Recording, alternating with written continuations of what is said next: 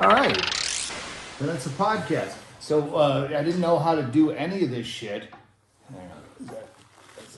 That. Is that the square Chaille, in there? You have the square? I can't it's a shot. You want it closer? Should No, we bring I that was closer? saying I can't see It's it. dropping Great, a little bit. Oh.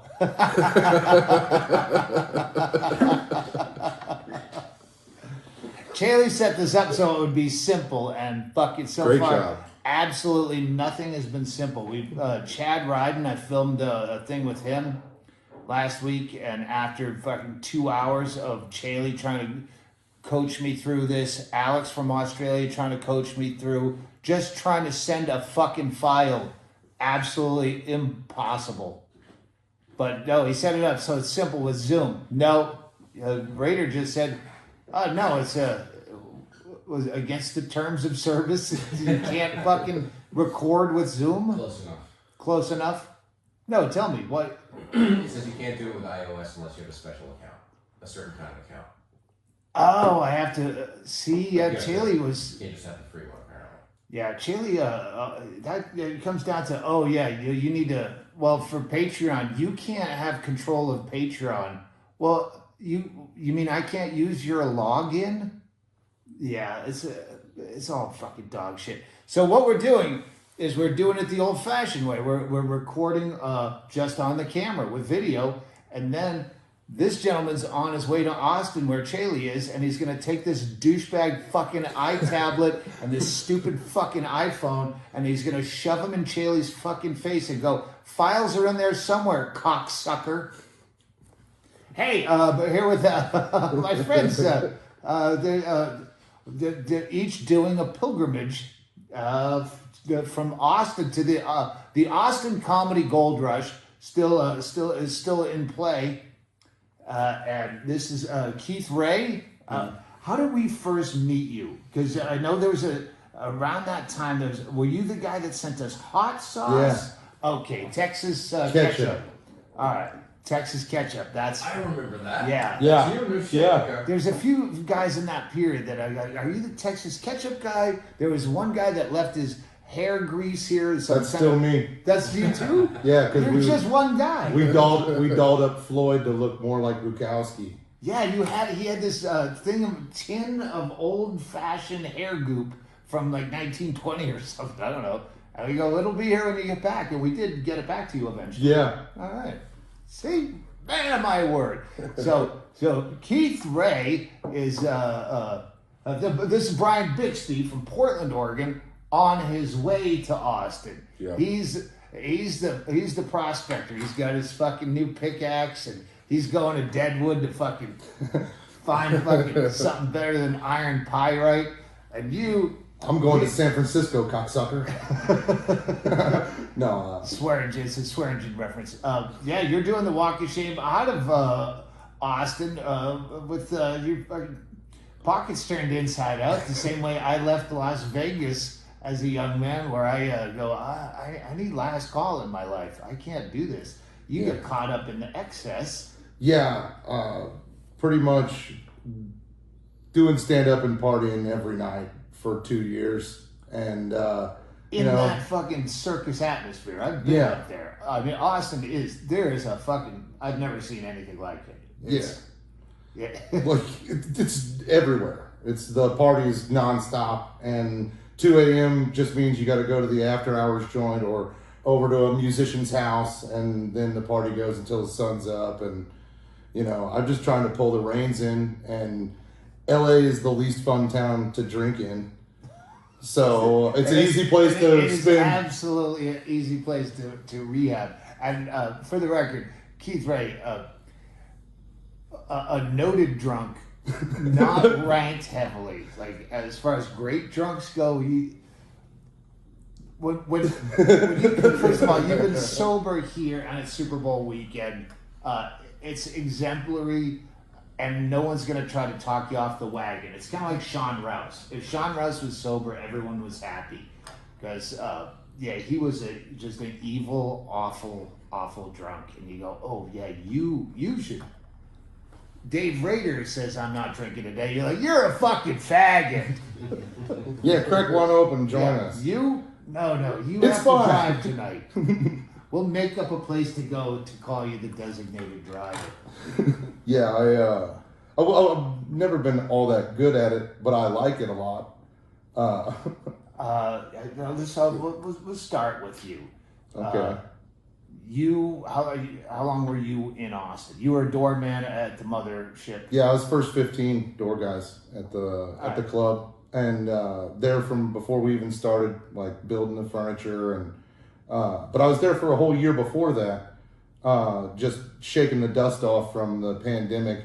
I tried to do as much as I could during the pandemic, but when I got down to Austin, it was just away with the race. You know, you could just get on stage constantly, and I was doing that. Let me go back to when you first stopped here. Yeah. Because Texas Ketchup It was 8 years ago was today. from Indianapolis. Mm-hmm. Okay. He sent this stuff that called Texas Ketchup in a bottle, and we're like, this is really good. Some fans sent it, and then we're Googling it, and there's no such thing exists. I'm like, Yeah. how is this ungoogleable? Nothing. Did you have labels and everything, or was No, well, you see, you had to go to the barbecue restaurant that I worked at in order to buy it, and Doug always said, steal shit from work and mail it to my house. And he hates Tabasco sauce, like any person with good taste. Yeah, and still Fuck steal Tabasco. shit from work and send it to 212 Van Dyke Street, Bisbee, Arizona, 85603. So and we couldn't find it, and then we got a hold of you. Oh, they only make it in-house for this one restaurant. But had you started comedy when you came out here? Yeah, I've been doing it about 2.5 years, 3 years. In Indy? In Indianapolis, yeah. Right. I had So just you washed came out in here New on your York. way to LA. Yeah, I moved to New York with a flip phone in 2015. Oh my God. Yeah, and so believe it or not, I washed out That's quickly. like naked and afraid going, oh, I brought a flip phone Yeah, and a coconut. it didn't work out in New York City. I had to get the fuck out of there relatively quickly, and my parents had just retired to Galveston, so I went down and stayed with them and stacked up some money. Was doing stand up in Houston, and then I took off for LA, and you're on the way, so why not stop and say hello? That was one of the most amazing days of my life. I've told people that story at bars and comedy clubs for the last 8 years. And you then know, they have to go into the second part of the story where they go, who? Does let me show you. I'll show you some video on my flip phone. It's not real clear because it's a flip phone. No, you threw me on stage that day. You had me perform for you and all your friends here in the FunHouse. It was, Well, you know what? We got the new stage here, the fucking Murphy stage. You can't see there's chairs on it right now, but perhaps tomorrow, instead of the Super Bowl, we have Keith Ray, sober and in charge. 3 days sober, Keith Ray. oh, no, I got almost 3 weeks. Oh, no shit. Okay. Yeah, Okay. I figured if I could come to Bisbee and stay sober, I can really do this. You know? Because I mean, I love drinking with anybody, but drinking with you is a real special treat. So not Well, you know what? not succumbing to that temptation makes me feel a little bit, like I really have a chance at, straightening up and doing better in comedy, as a result of it. Just the time alone that you gain not drinking, that you have to put towards whatever else, hopefully creative endeavors. It's a whole other life you get to lead when you're not drinking. Every time I quit smoking, I'd make a big production and 30 days in the hole and this. I'm gonna not drink 2 drinks a night maximum just to quit smoke. And then when I finally quit smoking, I was on the road in Australia, and I'm like, I just fuck it. If I can do shows, like all the fucking triggers are right there, like just plow through this and spite. It's like a test, Yeah. I used to quit smoking with a pack of cigarettes in the fucking junk drawer just to go, yeah, I could. And then eventually I did, so that's not a good idea. Yeah, my mom did the same thing. She's got like 6 months without smoking. And I really was so happy. I showed up back at my folks' place after I left Austin so damn broke that I smoked her Temptation pack of cigarettes. All right, now let's cut to Bryan Bixby, Portland. You worked at Helium, and you said you had just gotten passed at the club when I played there. Was it like 2 years ago? Yeah, it was like 2 years ago or something. Finally passed at Helium. Fucking love Helium. Oh my God, great club, great. The staff there is awesome. The crowds are always awesome. But it's the only club in Portland now, so it's like there's really not. Harvey's was bad? No, not exactly. They've sort of made a comeback where they're doing. They don't have a club, but they're doing like pop-up shows, is what they call it. They've got like wineries and a couple of bars and shit around Oregon that they're like they're doing Harvey's pop-up, and they just have the same like road headliners that they had at the club. Oh my God! Is that guy Barry? Like, I can't believe Barry's not involved. Barry sold the Harvey's name. From AIDS yet? That guy, the owner of Harvey's, would always take these solo vacations to Bangkok. Like, okay, you're a man, a middle-aged man with a fucking, I think he had a toupee, and going alone to Bangkok several times a year. All right. I mean, I know kids don't generally have AIDS. Not when he's done with them. In Bangkok, though. Keep going. Yeah, you could find hookers without penises in places. Yeah. So, yeah, I mean, Barry got out a few years ago with, like, after a heart attack or something. Yeah, I heard there was some trouble. And then, like, 5 people bought that club, and, like, one of them had, like, beat his girlfriend or something. So it was a gorgeous club. Yeah, it was. Yeah, it attracts bad seed. Anyway, yeah. So you've been doing comedy how long? 8 years. 8 years, and now you are going to take his old job. Are you going to actually try to be the being a door person at the mothership? Is the template is what the Comedy Store did and still does. Like, okay, you're a working comic. You start by, like, everyone that waits on you, busts your table at the Comedy Store is an aspiring comic. And that's, like, Sam Kinison was a doorman before he was... Yeah, that's the spot they had me doing, was the closing the little boy. Yeah, and you have a very good reputation as a comic. You just didn't know where to fucking... Don't shit where you eat. Yeah, I was all... way down the street. All gas, no brakes, Keith. Finally ran out of gas. It's the atmosphere there just lends itself to it because it is like 1979 Comedy Store there. Like, yeah. You expect to be doing fucking giant rails of cocaine off of someone. I was. Not in the clubs, but I was definitely doing mad coke. And that was fueling my drinking too. So I don't have any temptation towards that without alcohol. Yeah, espresso beans covered in chocolate. I like those. I got a bag of them in the car, a little Ziploc bag of them in the car, you know, in case I need a bump. Are you gonna go to the mothership and try to? I'm gonna doorman size. Well, I'm door sized. Yeah.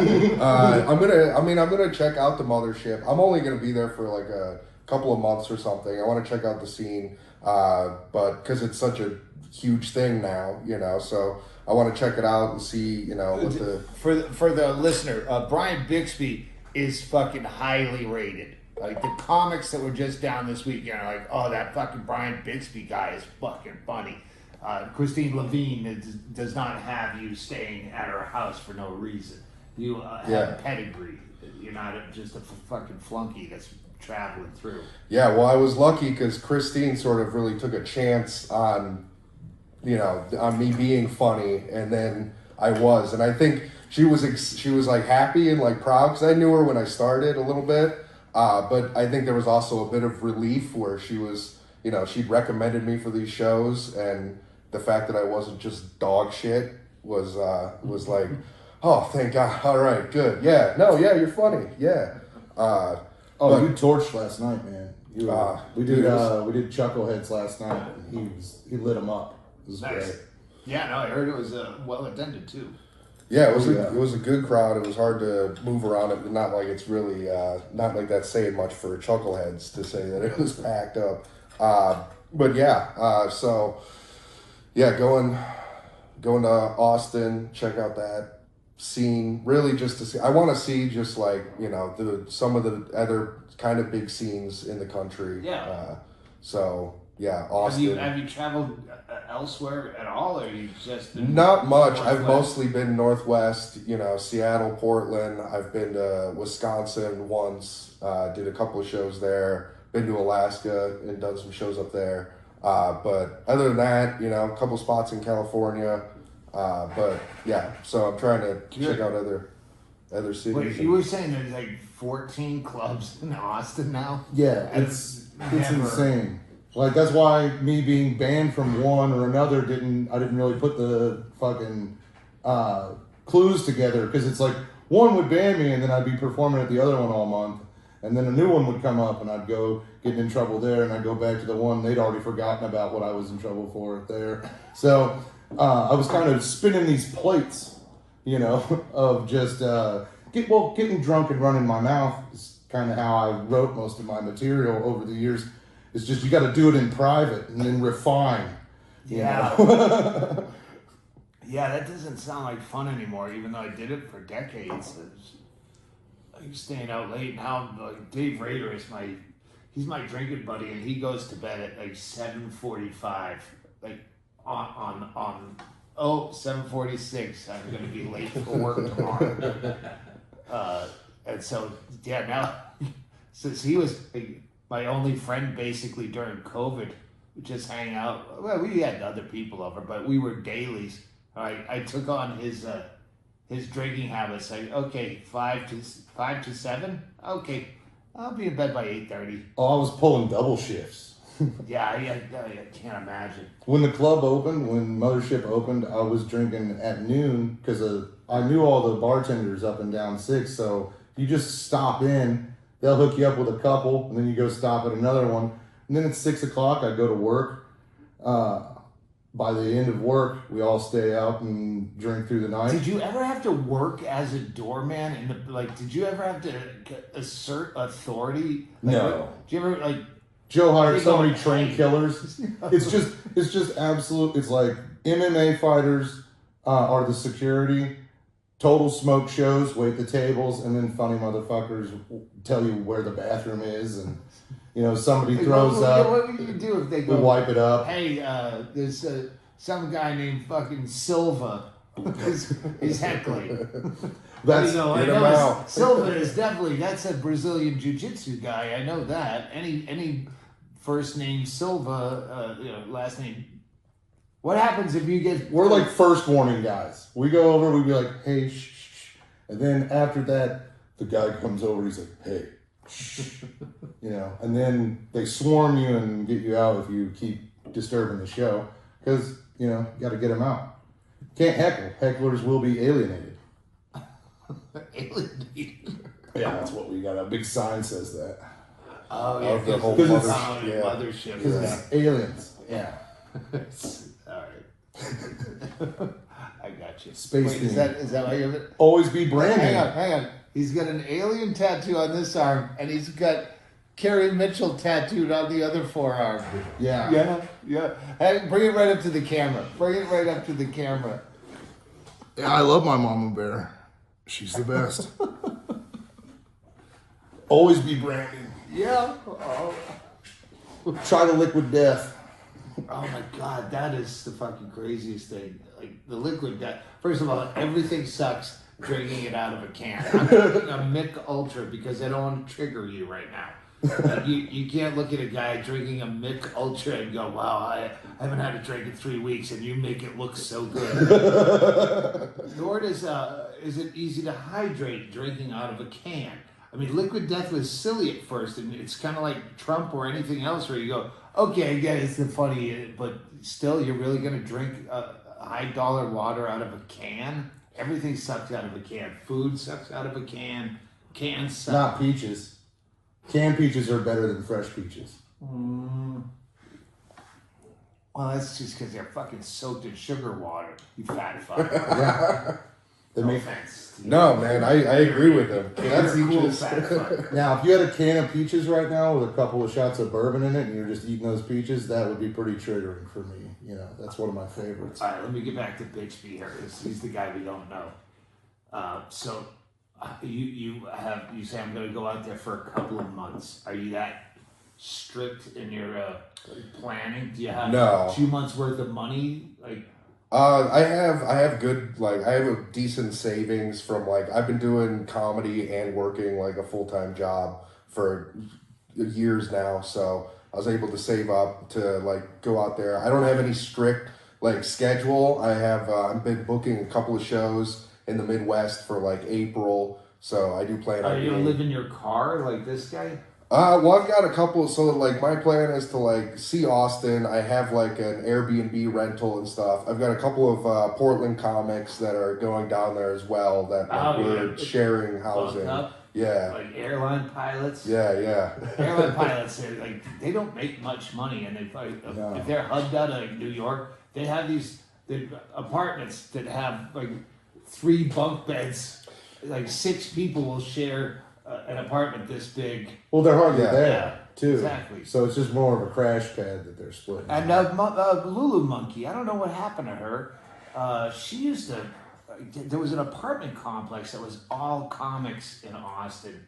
Yeah, in the before days. Austin has always been a fucking comedy hub. It's not a new thing. It's like the immensity of it is new. But there was always way too many comics, and they all were trying to be Bill Hicks. Everyone was just everyone with an opinion.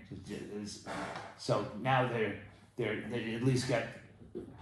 The other great thing about Austin is versus LA, and what I really respect about that exodus is it excluded all that people are just doing comedy to get into acting. Yeah. Like, okay, you're not going to do that in Austin. You're not going to like hone a 5 minutes and just keep doing it till a producer sees you, because there's no Hollywood in Austin. There is no fucking executives. There's no suits unless they make a trip on purpose. Yeah, the reward is just more work in stand-up. You get more spots the better you do. And 5 minutes won't cut it. You know, you having that great 5 minutes isn't going to get you more spots. You got to keep showing up with more 5 minute spots until then you're in the 10-minute market, and you got to come up with different ones of those. It's been like the reward in Austin is just more stand up. Do either of you have headline time? Do you headline? Yeah. I mean, I mostly headline in bars and shit like that, but I mean, do you do like Tribble-esque gigs where you're gonna do an hour? Yeah. So like, and that's my like main reason to not want to go somewhere like LA or something. Because I'm like, I don't want to be stuck doing just 5 minute spots or whatever it is. I want to be able to like go up and do real time somewhere. And obviously I haven't seen Austin yet, so I don't know how much there is of that, like longer sets. That's part of my reason for also wanting to check out the Midwest, because I know they have a lot of like Tribble-like road work to be done. Yeah, it's, the Midwest is we were talking about this yesterday. The amount of clubs you can do, or towns. So if you're in, say, Chicago or Louisville, right in the center, it's 3 hours to everything. Right. You can get a different club any direction you go in just a few hours. Yeah, in the Northwest, you have Portland, Seattle, and of course maybe a Olympia or a Tacoma, and all the way to Spokane. But then you have that whole desert of the fucking mountain time zone where it's 10 hours between gigs, and but the problem is you have winter there. Yeah, there's the winter where it's the weather sucks to drive in and be on the road, and like you kind of have to, because like even with the like those multiple like towns or cities put together, you still don't have 14 clubs like in Austin. You've got like maybe 10, probably less. That's fucking insane. 14 clubs. You would go. I would think that you don't have enough population that likes comedy this much. Well, they're flying in from all over the world. It's an international audience in Austin now. Not only do they have that convention center that brings people to Austin for all kinds of reasons, but now people are just coming to see comedy. And I mean, if you love live entertainment, you've got the whole spectrum of live entertainment available to you, including comedy now. Yeah. Yeah, it's surprising to me how many like people I meet that know nothing about comedy, or like people that I told like, yeah, I'm going to Austin, and they're like, oh yeah, that's a good comedy city. It's like, fuck, how do you know? Like, because they all know comedy from Kill Tony, and so they all know about the scene and like things are going on there and like everything like that. So I mean, it's crazy to me to fly into fucking Texas to see comedy. It's kind of fantastic that it's usurped music. It has. In a music city, it's like going to Nashville and going, yep, you know what? You're known for a sculpture now. No, we're Nashville country music. No, sculpture. And you can't help it because it's kind of beautiful. South by Southwest is a fucking nightmare. I don't know. Well, I guess now is comedy dominating South by Southwest? I don't know that it's dominating it, but it's definitely a part of it. South by Southwest, it envelops the whole city when it comes to town. So I would say that that's kind of where you do see a little bit of the Hollywood come out in Austin, because there's like films that are being shown there, it and includes a lot of stuff, but different concerts being filmed and things like that. I don't know shit about music, but it just seems like comedy's never been. I don't think it's ever been bigger. No, probably not. Especially like to see it like take over music in a city like that, where it's like usually comedy. You know, I've done shows with like, you know, where there's music acts and there's comedy acts, and it's like the comedy always plays second fiddle to the like music, and you know. But isn't I'm so fucking retarded when it comes to music, but isn't most music like not live friendly? Like, isn't it all just like electronic, like hitting buttons? Like, A lot. I know now. Taylor Swift actually sings and stuff, but like, what music is pop? There's no bands that you go, oh, I want to see. I never hear about bands that are famous. They're just fucking rappers and shit. Well, you have like a lot of people in there's kind of like a retro music boom going on right now too, where country music is trying to go back to an older sound, and so there's a lot of live musicians out there covering that kind of music. You know, kind of more like music that's popular amongst hipsters. Right. You get you know, live musicians down in Austin playing that kind of stuff. And then, of course, you still got your, like, cabaret piano players. And that's what my last roommate in Austin was doing for a living. He'd just go into a different bar every day and play piano and talk shit. And so there's lots of different avenues down there for live musicians. But the thing is, with music, it's something that can be enjoyed in the background of the good time you're already having. Yeah, unlike comedy, it's where it needs engagement. Yeah, that's all music is good for is background. Yeah.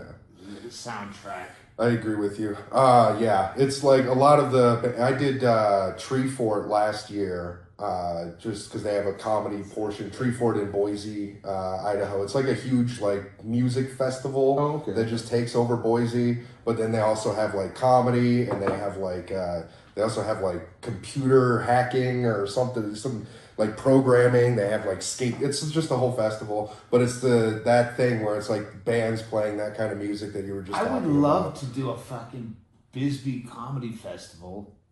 We have enough venues. I just don't want to annoy people that don't like comedy. Like, I wouldn't want to be the guy that. I would definitely. I think it would be fucking great. I think people would come in for it.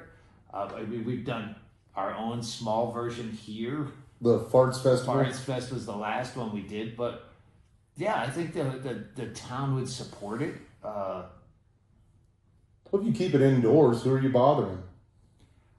But people, it's a small town, so they get really cunty, and people go, I don't want to see that. But they're gonna gentrify the place if you bring in a festival.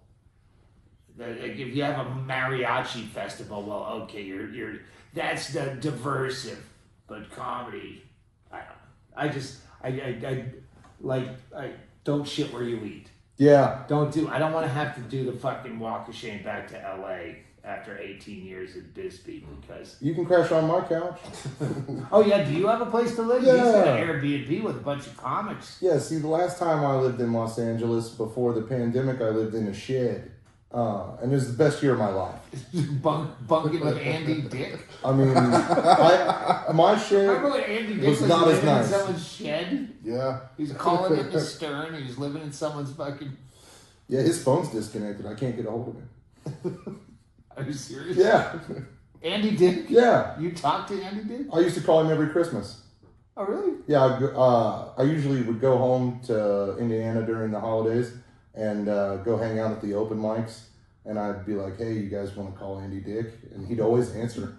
He's a really nice guy. Wish all the open micers in Indianapolis a Merry Christmas. Well, it was quarantine and Shane Gillis was out here. We had a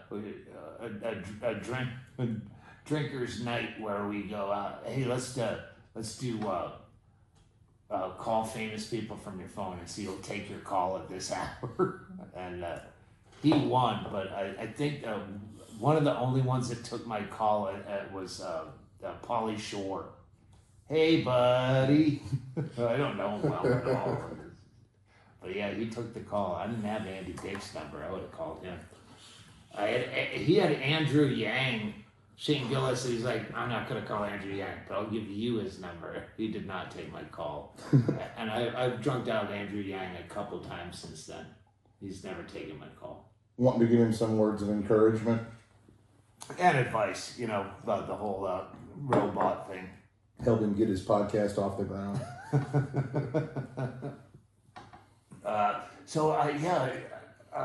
But yeah, I'm living in the house now where the shed was in the backyard. So that's an upgrade.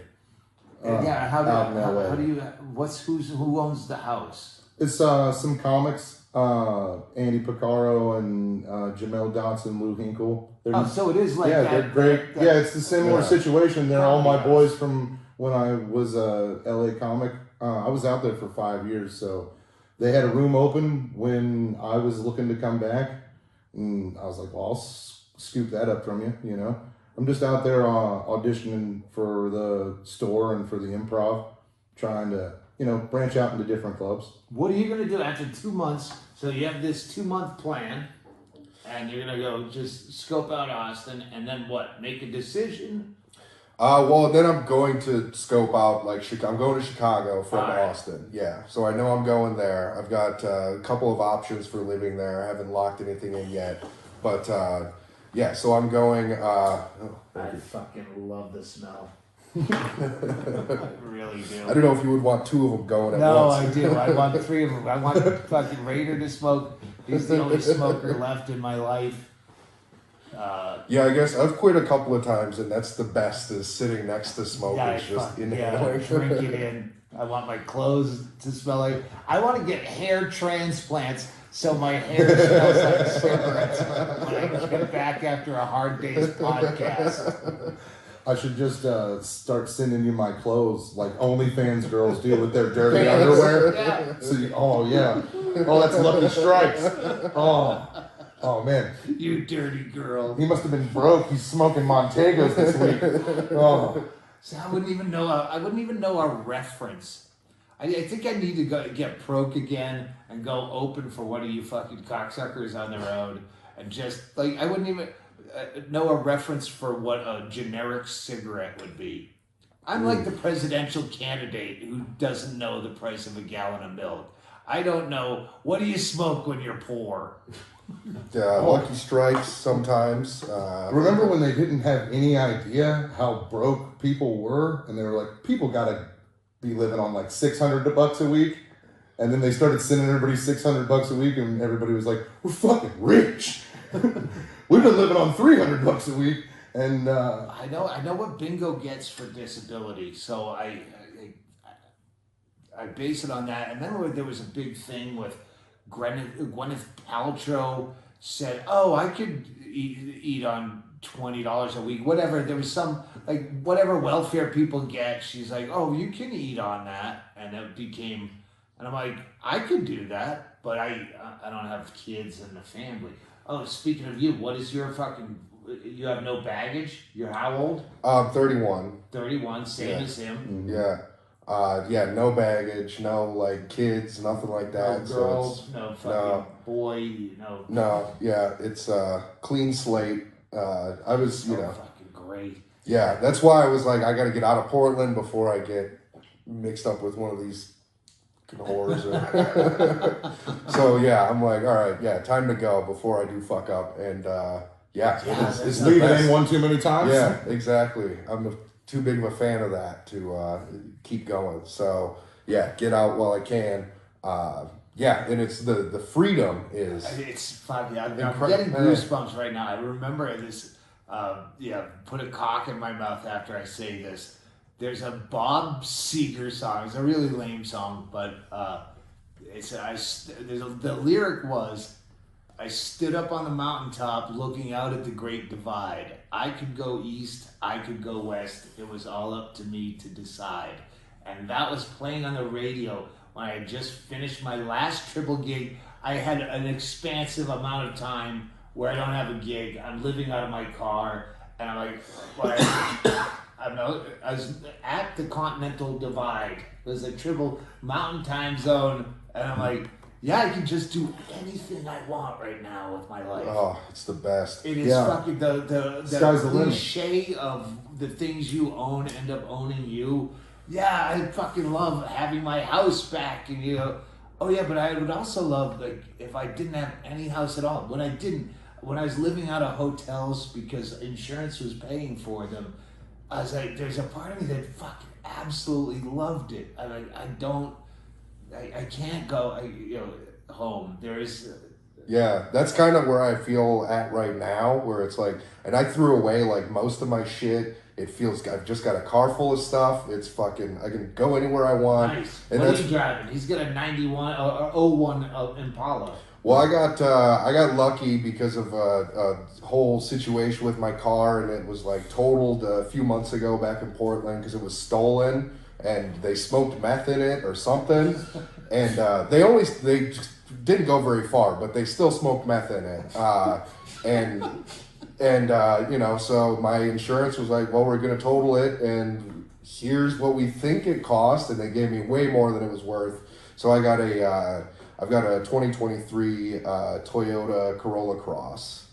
So it's like a newer model that they're making. It's like a small RAV4. Here's what bothers me about both your choices in cars, and I still do this to this day, is I look for sleepability. So first of all, you, not a Corolla, and you sleep. Well, it's a Corolla Cross. It's like a small RAV4.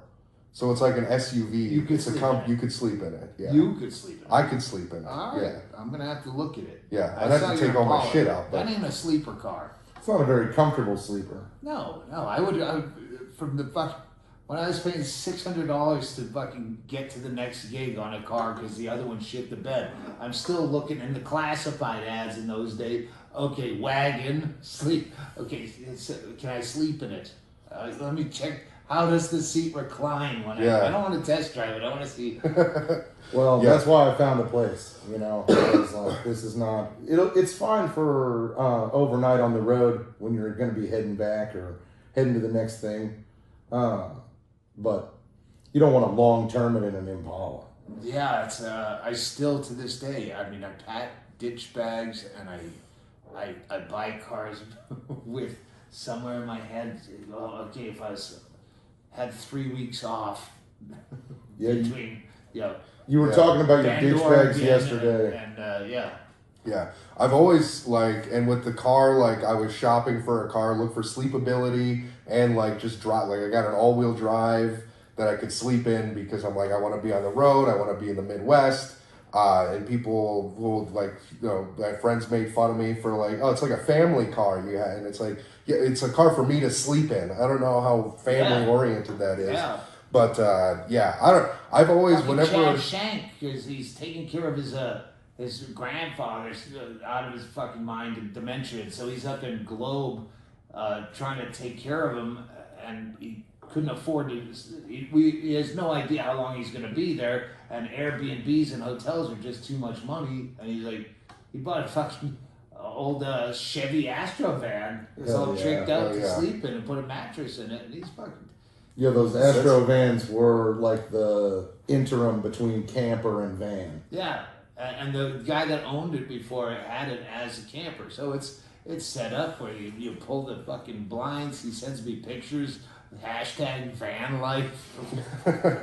Him with a giant jug of you go, oh, that's piss. That's a giant jug of piss. He's pissing in the van. Dude, yeah. So the only like time I like sort of regret the purchase is I'm like, I should have gotten a van so I'd have room for a piss jug or something. Like I don't think I could fit a piss jug in there and sleep in it. But I've always like. What's the longest you've stayed in your van?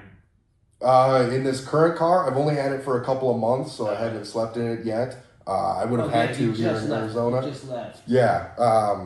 But yeah, I don't. I've slept in other cars that were not suitable for that for a week or two at the most. But I don't. I have a habit of whenever I buy anything or get anything, I take into consideration. Okay, what if I'm homeless, or what if the fucking world ends and I have to go on the lam or something, and I like to any like backpack I buy, I'm like, how waterproof is this? Yeah, it doesn't go away. That's I'm still like, okay, I'm a white landowner. I could vote in the fucking 1796 election, and I'm still fucking worried about what if I become homeless? What if I have to go on the run? That's the fucking next bit that I'm working on. But I kind of like it. I kind of envy you guys. And I'll drink a Bud Light. I'll drink a Bud Light because I'm a fan of Shane Gillis, and any beer that Shane Gillis drinks, I drink. I have a Bud Light. Oh yes, go ahead. They tossed me one of those diet ginger ales.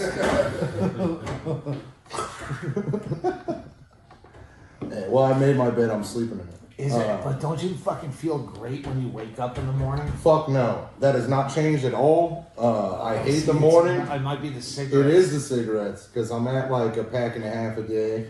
I realized when I quit smoking that 80% of hangovers is the chain smoking. When you cut that out, you wake up, even with moderate drinking, you go, I feel fucking pretty goddamn good.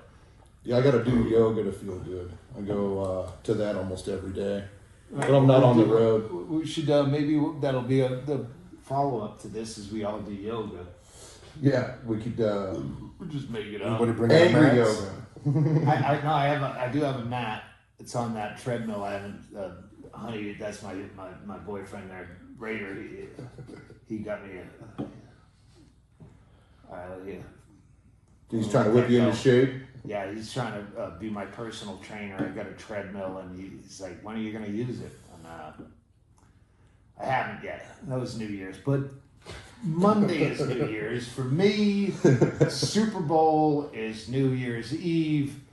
And then we're done with football for the fucking... And nobody shows up. After Super Bowl, it's been September. Every fucking weekend is football and football people. Just a small group. But, you spend all day Saturday plotting the menu, and then Sunday the game, and then Monday cleanup, and then, it's a Thursday night game that I kind of want to watch. And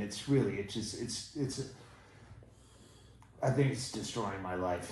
If I could quit football, and you can quit drinking, and you both quit these cigarettes, fucking Lucky Strikes.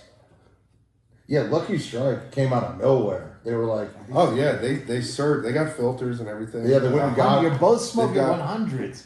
I smoked 100s when I was a broke comic. You get the extra quarter-inch of tobacco. And they burn quick. They can't have more tobacco. Not by much. They have a bigger filter too. The big thing for me is the filter, because the smaller filters, I burn my fat fingers when I'm trying to smoke a smaller filter. So I gotta go. Every now and then they'll be out of 100s. I have to get just regulars, and it's I hate it because it just burns. Lucky Strikes were always like the filterless cigarettes that never had a filtered option, and in the last few years they decided, oh, we're going to make them with filters and undercut every other brand of cigarettes. So they're still a brand name cigarette, but they're garbage. They're not as good I'd love as to find out all the new road hacks of like, okay, this is how I save $1 or $2, and like I would always like get there early to the gig if I found out, oh, it's like Taco Tuesday, and okay, between 5 and 7 before my show, oh, I could eat for free there, and I just have all these fucking gimmicks, but I'm so far removed. That was always the romance, and I knew it in the moment, which was the beautiful thing that, okay, I am doing this. I'm living my dream. I'm living out of my car. It's hilarious. I never thought, oh, this is paying your dues. No, this is the payoff. And it's the more success I've had, the less fun it's been. Yeah. It's just what you guys are doing. Yeah, all I have is one DeWalt tub full of my clothes and notebooks, and then I have a box of memories at my folks' place, for safekeeping. But I have nothing holding me down. 2 miscarriages, so no family. I just get to go out and tell jokes and drive from different places that'll let me. Listen, to and fro. Obviously, you've got to a place where you had to look yourself in the mirror and go, hey, I need to make some changes. More green tea, less booze. What kind of intervention is it going to take to get that fucking giant ruby red stone out of your ear? I started wearing my earring because I just thought, well, I have this hole, and doesn't have anything away. in it. I had that hole, and I had a very cute. I was about your age too. I was late 20s, early 30s, and I had a very cute assistant to my agent. I went to see my agent at his office in LA, and she goes, "Why do you have an earring? You just look like an old guy trying to be young." And I'm like, I'm fucking 30. Yeah. I'm starting to feel a little bit of that same indignation right now. I know, and I know. Well, I never wore a fucking earring after that, and I hope I'm the cute young girl that just talk some sense into you. A giant ruby fucking earring. Yeah. Why don't you have a dream catcher? If you're I do. I have a dream catcher earring. Yeah. I wear that when I go to like a concert or something. Yeah, some John Bon Jovi shit. One with a feather. Yeah. I have all of those. I just didn't wear them today. I probably should rethink my image. Do you now you quit? Are you a weed guy? Yeah. Okay, so are you? No, I'm not gonna quit weed. Nobody's what I'm ever saying. given me You're shit doing about that. Yeah, you're okay. Good. Yeah. I know several people that are like, oh yeah, no, I still do weed. I'm like, oh good. And mushrooms. You're not sad all the time. Yeah, I got a trip as soon as this fucking New Year's Day is Monday after the Super Bowl. And then I go on a fucking clean living, edit my special, do all those things I've been putting off, and you guys will be off into new lives yourselves. Yeah, it's really cool how all this road work started popping up the second I went and stuck my head out in LA, going all up and down California and Salt Lake City. I've never been there before. I hear that there's a lot of non-Mormons there that might appreciate me. Yeah, I don't remember your set from if you did a set in here. I don't remember it, but A long time ago. Yeah, no, it was probably the first time I ever did a that half you hour. were, a very well-respected act in Austin. Oh yeah. Aside from your shenanigans. Yeah, I wouldn't have an hour's material if they started having me close the club 1 to 3 times a week about 6 months of the last year, and I was able to write and develop so much material that anywhere I go, I could do a good job for people. And I'm looking forward to going back to Austin with a whole bunch more life experience and new jokes and Yeah, it's a out road dogging it, you know? yeah. Don't fucking. He's there's a club. I think it's not a club anymore, or it's gone, or it moved, or some Cap City Comedy Club was just. It's still there. It was this fixture of Austin that you just couldn't avoid. It wasn't a good club. It was this fucking awful barn with 30-foot ceilings, so it was echoey. That's where the legendary incident in Austin where Alex Jones fucking opened for me. He was just supposed to introduce me, and he did like a fucking 11-minute tirade, and people are going, "You're killing my buzz, dude." This is before he was a gimmick act. He was the Morton Downey Jr. of Austin. He had a cable access show, and he was doing a character that at some point, Became. do you believe that you're the guy that you used to pretend to be? And your face stuck like that. Yeah. You kept making the face, and it stuck like that. So now, we know you're a fraud. It's like Dice Clay. Yeah. That was one of his characters. And then he just decided, I'm gonna just be Dice Clay. I'm not doing Travolta anymore. I'm just gonna be. No more Buddy Love. Yeah, and that's what Alex Jones is. But that's where we filmed that. That was at the Cap City Comedy Club. Well, he had the best line when he was bringing you up. He's like, something about that's why you're going to end up with 5 big guys having you bent over a table because you weren't man enough to stand up to the New World Order. He's like yelling this in the front row dude's face. And he's like, and try and start something. I'll be standing right there, ladies and gentlemen, Doug Stanhope. Like, I'll beat your ass right now. Here's your headliner, guys. It's fucking great. It was like one of my favorite comedy moments. Absolutely the best one caught on tape. Because that was before fucking phones were everywhere. Anyway, the point is, this club that, if you've read This Is Not Fame, probably, that's where all the road stories are. That's where I got fired for being naked once, and then they let me back in, and then I had my balls shaved on stage the second time. And that was in the 90s, early 2000s at the latest. And of course you had told me today that he talked to the manager. He goes, "Oh, what comics do you like?" He said, "Doug Stanhope." He goes, "Oh, he's banned from this club."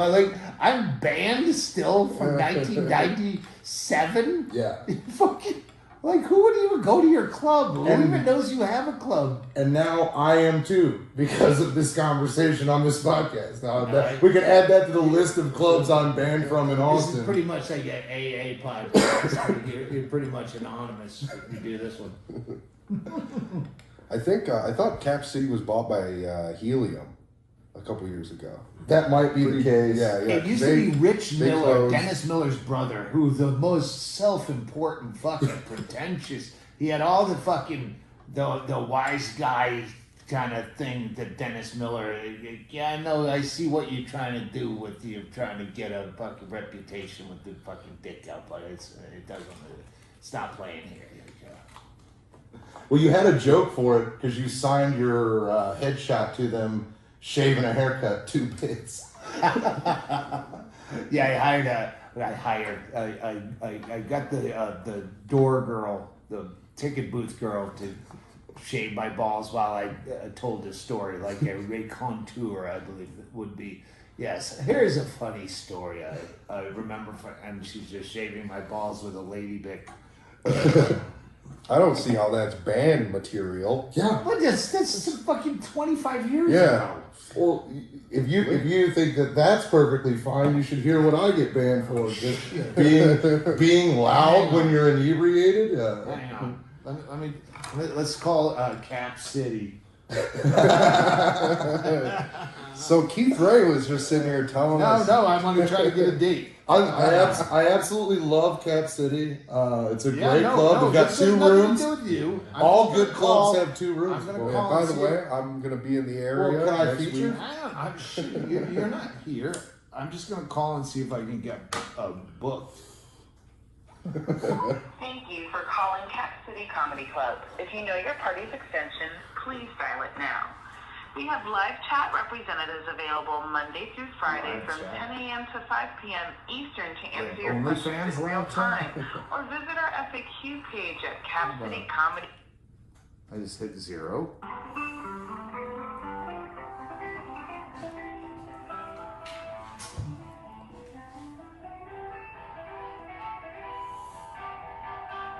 So live music is happening.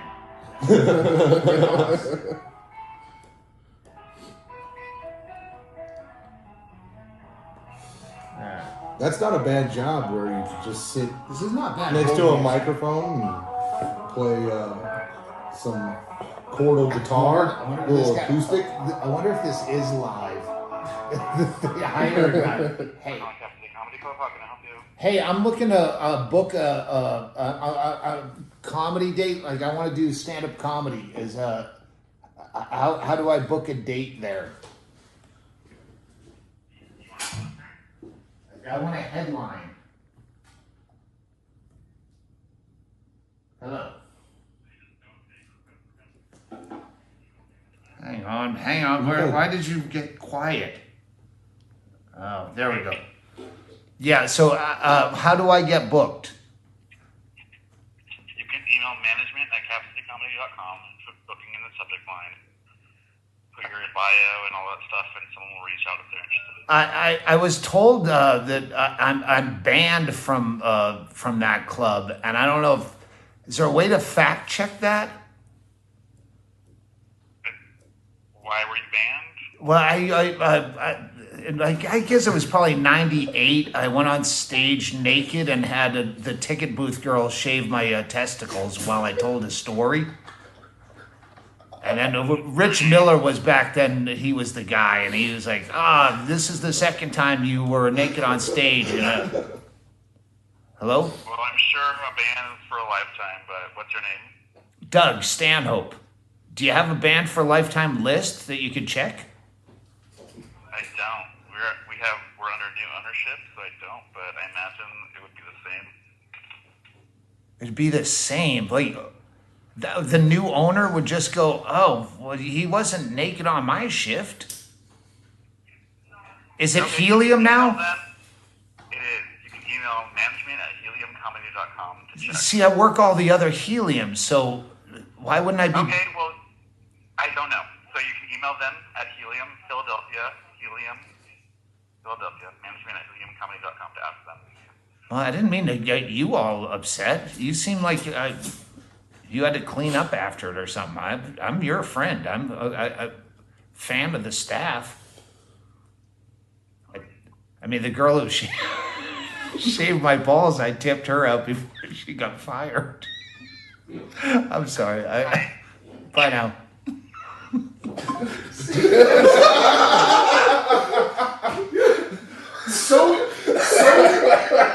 So fucking indignant. You know what I mean? Yeah, that's so fucking. And way to know comedy too. If Mr. answers the phone at the comedy club. You know what? That's the good thing about Mothership taking the Comedy Store template. They have fucking comics answering the phone, not some fucking dancing queen that fucking has no sense of humor. Hey, you just well, email the. Don't bother me with your problems. I guess we see where all the live musicians have been relegated to, Oh my answering the God. phone. Now I want to fucking call Philadelphia helium. Well, you see, Doug, it's real easy to get on the bad side of people at these comedy clubs. Just try and have a simple inquiry. I was going to take a whole year off, and now I think I'm angry enough that I want to fucking... No, I'm going to play Cap City. I am not going to rest. No, I don't want to play Cap City. It's a horrible room. But I want to get fucking hired and then go, I changed my mind. I just found out that I was naked twice on your stage, and there's no way that I should be invited back. There is no. I have to rescind. Yeah. I didn't ever get naked at any of these comedy clubs. I did get caught washing my dick in the sink at one of them. That was... Well, you ever get a blowjob from somebody you don't trust the cleanliness of their mouth? No. Well, I didn't really choose to get this blowjob. You see, I was blacked out walking for cigarettes, and I just woke up with my dick in this young lady's mouth, and I excused myself from the situation, and rather than going home, I went back to the club and washed my dick in the sink there. So that was like the first time I got in trouble at a comedy club in Austin. What? Did you not lock the door, or It was a multi? It was a multi-use. Anyone I was could walk in? holding the door shut with my foot, and like right as I was finishing, I let my foot off. Absolutely no excuse for you should definitely be in a rehab, and I feel They told me I could have used the employee bathroom and locked the door. I am a better rehab than you could go to, like a Malibu, Passages. I think the amount of ball busting I will give you over the next fucking 36 hours till you get the fuck out of my town, I think is going to be more therapeutic than any Dr. Drew. Like, hey, what about what's happening inside of you? Where are you coming from? How were you raised? What type of family situation? Are you using alcohol to? No, you wash your dick in a sink. You're a fucking asshole. and if you do it because you drink, then you shouldn't drink because you're a fucking only an asshole. This is not like, oh, he was feeding kids and then he fell down and his dick got into some mud while he was going to help more orphans. No, you fucking cranked off in some half lady's face. And I'm pretty sure Peaches is a real woman.